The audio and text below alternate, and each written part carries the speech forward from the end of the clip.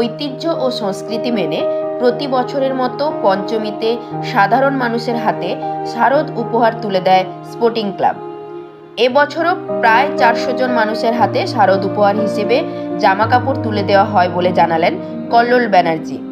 পাশাপাশি এও জানান, পুজোর এই কয়েকদিন সকলের গায়ে নতুন জামাকাপড় ও মুখে হাসি দেখাটাই যেন শারদ উৎসবের প্রকৃত শ্রদ্ধাঞ্জলি।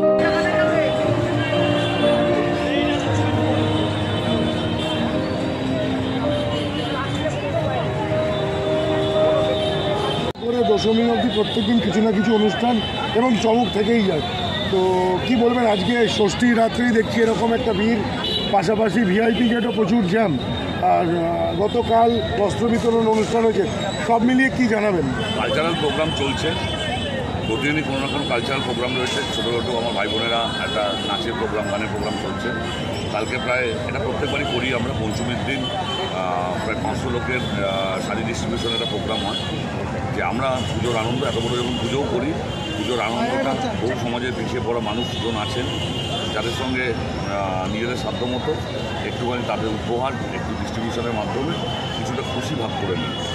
আর আমাদের প্রোগ্রাম বলতে দেখুন, এত বড় প্যান্ডেল, আমরা বারবার করে বলি আমাদের প্যান্ডেলের থিম এমন হয় যে রথের থিম হয়েছে, কিন্তু আমাদের প্যান্ডেলে বা আমাদের মাঠে রাজপুরের মাঠে প্রবেশ করার পর এখানে প্যান্ডেল দেখুন, ঠাকুর দেখুন, কালচারাল প্রোগ্রাম হয়, মাঠে বসার জায়গা আছে, সবাই বসে রেস্ট দিন, পেছনে মেলা আছে, ছোটো ছোটো ছেলেমেয়েরা মেলায় আনন্দ করে, মানে যখন ঢুকবেন আর বেরোতে হবে না, আজকের আনন্দ এখানেই করে যান। সব রকমের ব্যবস্থাপনা এখানে আছে। আর সারাক্ষণ ধরে বাইরে মেডিকেল ক্যাম্প রয়েছে, পুলিশ ক্যাম্প রয়েছে, আমাদের 200 ভলেন্টিয়ার রাস্তায় রয়েছে, এক্সট্রা সিকিউরিটি আছে, প্রাইভেট সিকিউরিটি, প্লাস পুলিশ প্রশাসন, পৌরসভা প্রশাসন সবাই তৎপর। সকলে মিলে মানুষ সাবধানে থেকে, আর এই ডেঙ্গু নিয়ে এখন যেহেতু একটা ডেঙ্গু সময় চলছে, ডেঙ্গু নিয়ে সচেতনতা শিবির চলছে, প্লাস হচ্ছে সারাক্ষণ ধরে মাইকিং চলছে।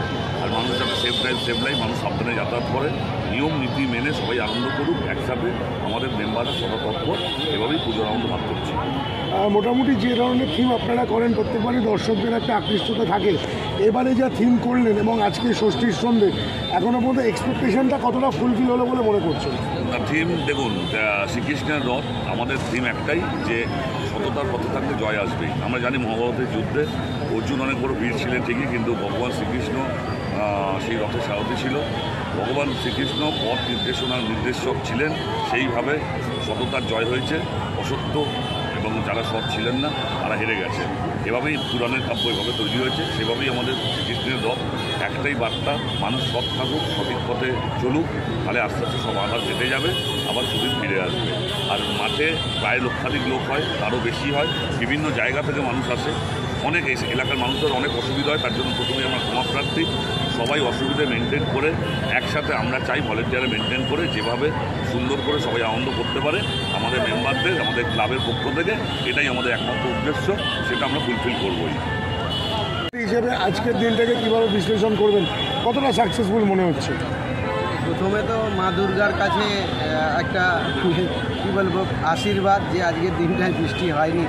এটাই একটা বড় চিন্তা ছিল, যে পুজোর পঞ্চমী অবধি যেমন আবহাওয়া ছিল, এটাই সবচেয়ে বড় দুশ্চিন্তার কারণ ছিল। আমাদের কপালে ভাঁজ ছিল যে কিভাবে এই পুজোর পরিকল্পনা এতদিন ধরে আমরা ক্লাবের সমস্ত সকল সদস্য মিলে একজোট হয়ে যে চেষ্টা আমরা করেছি, যে প্রতিমা আমরা, যে প্যান্ডেল আমরা দাঁড় করাতে পেরেছি, সেটা সকল দর্শনার্থী দেখে তারা যদি আনন্দ পায়, তখনই আমাদের এই কষ্টটা আমাদের কাছে সার্থক হবে। তো সকল দর্শনার্থীরা দেখছি আজকে ষষ্ঠীর দিনে উপচে পড়া ভিড়, তারা খুবই আনন্দের সঙ্গে দেখতে পাচ্ছে। এই যে শারদীয়ার যে আনন্দ সবাই যে উপভোগ করতে পারছে। আর আমাদের সেক্রেটারি তো বললেনই যে আমাদের এখানে সব রকম আনন্দ উপভোগ করবার মতো ব্যবস্থা করা হয়েছে। তা আজকের দিনে ষষ্ঠীর দিনে এত উপচে পড়া মানুষের ভিড় দেখে আমরা খুবই আনন্দিত যে না, আমাদের কষ্ট সার্থক হয়েছে।